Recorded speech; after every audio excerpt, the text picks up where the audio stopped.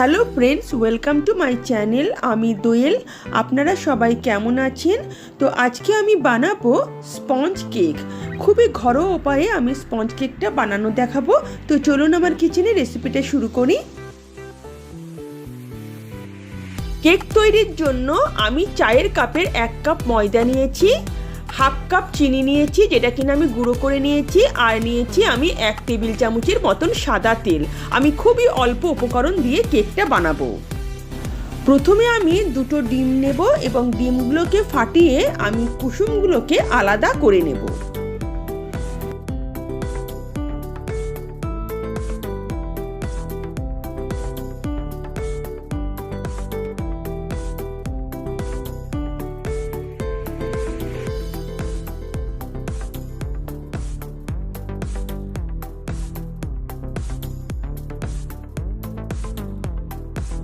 এবার একটা হ্যান্ড হুইস্কের সাহায্যে আমি ডিমের সাদা অংশটাকে ফেটাতে থাকবো যতক্ষণ না এটা সাদা ফোমে পরিণত হয়। 10 মিনিট এভাবে আমি ফেটিয়ে ফেটিয়ে দেখুন ডিমের সাদা অংশটা কিভাবে আমি ফোমে পরিণত করেছি। আর দেখুন হ্যান্ড হুইস্কের সাহায্যে তোলার পর কীরকম উঁচু উঁচু হয়ে যাচ্ছে। এর থেকে বুঝতে পারা যাবে যে এটা পুরোপুরি তৈরি হয়ে গেছে। এখন এর মধ্যে আমি কুসুমটা এবার দিয়ে দেব এবং কুসুমটা আমি জাস্ট 1 মিনিটের মতন ফেটিয়ে নেব। এর থেকে বেশি কিন্তু আমি ফেটাবো না।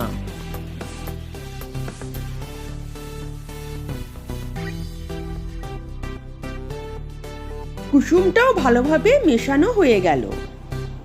এবার আমি সাদা তেলটা দিয়ে দেব এবং ভালো করে ডিমের সঙ্গে আমি মিশিয়ে নেব।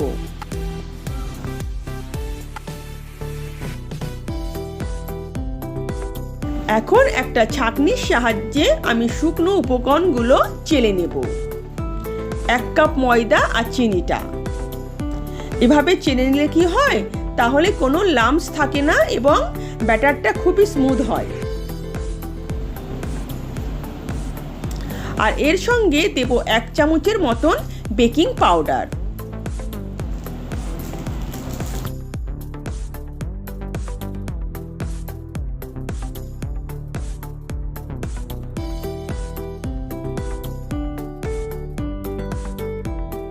সবশেষে দেব 1 চামচ ভ্যানিলা এসেন্স।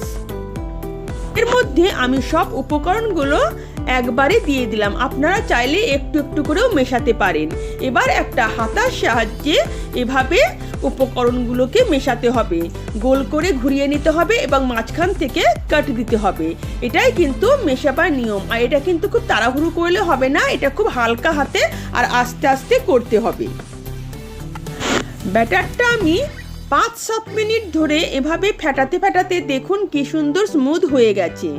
এটা যত সময় ধরে ফেটাবেন তত কিন্তু সুন্দর কেক তৈরি হবে।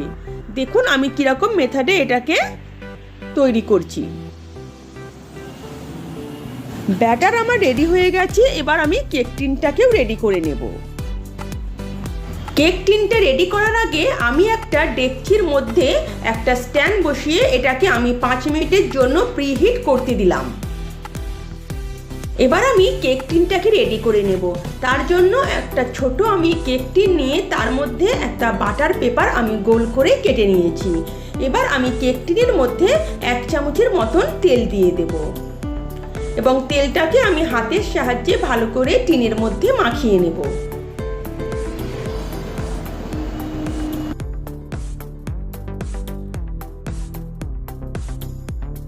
গোল করে কেটে রাখা বাটার পেপারটা আমি কেক টিনের মাঝখানে এভাবে দিয়ে দেব এবং ভালো করে এটাকে আমি সেট করে দেব। এর উপরে আরো সামান্য তেল আমি এবার বুলিয়ে দেব। তৈরি করা কেকের ব্যাটারটা এবার আমি কেক টিনের মধ্যে ঢেলে দেব।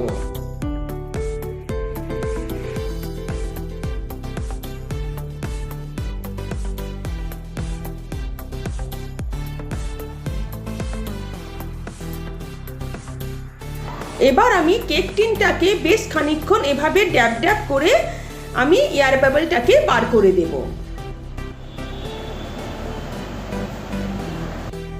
তারপর আস্তে আস্তে এটা সাবধানের সঙ্গে আমি স্ট্যান্ডের মধ্যে বসিয়ে দেব এবং এটাকে আমি 45 মিনিট লো ফ্লেমে এটাকে বেক হতে দেব।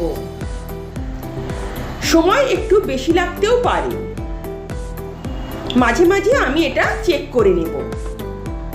এবার একটা ভারী থালা চাপিয়ে আমি এটাকে ঢেকে দেব। কেকটা বেক হতে আমার 45 মিনিট নয়, মোট 55 মিনিট সময় লেগেছিল। এবার একটা প্লাস্টিকের কাঠি নিয়ে আমি চেক করে নেব যে কেকটা ঠিকমতো বেক হয়েছে কিনা।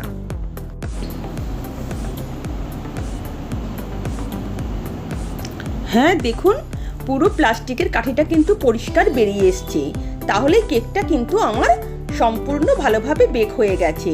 এবার আমি গ্যাসের ফ্লেম বন্ধ করে দেব। কেকটাকে সাবধানে আমি বার করে নিয়েছি। এবার একটা সুতির কাপড় দিয়ে আমি ঢেকে রেখে ঠান্ডা হতে দেব। কেকটা ঠান্ডা হয়ে গেছে। এবার একটা ছুরির সাহায্যে আমি এর কিনারাগুলোকে এভাবে ছাড়িয়ে নিয়ে কেকটাকে ডিমোল্ড করে নেব।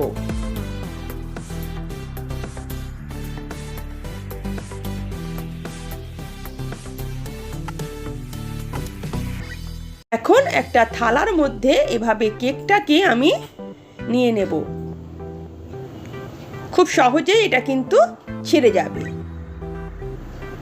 এবার আমি উল্টো দিকটা এভাবে চাপড়ে চাপড়ে দিলেই কিন্তু কেকটা বেরিয়ে আসবে। দেখুন কত সহজে কেকটা ডিমোল্ড হয়ে গেল। এবার আমি উপর থেকে বাটার পেপারটাকে এভাবে একটু সরিয়ে নেব। দেখুন কি সুন্দর কেকটা হয়েছে, আর রংটাও কি সুন্দর, আর কত স্পঞ্জি হয়েছে। দেখুন আমি আপনাদের দেখাচ্ছি। এবার আমি এটাকে আপনাদের কেটে দেখাবো।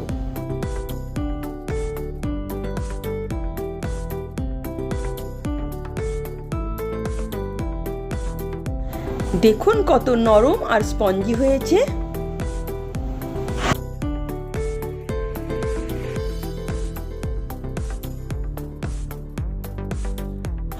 যদি আমার রেসিপি আপনাদের ভালো লেগে থাকে তো প্লিজ আমার চ্যানেলকে সাবস্ক্রাইব করবেন আর পাশে থাকা বেল আইকনও প্রেস করবেন, যাতে নিত্য নতুন রান্নার নোটিফিকেশন সবার আগে আপনারা পেতে পারেন।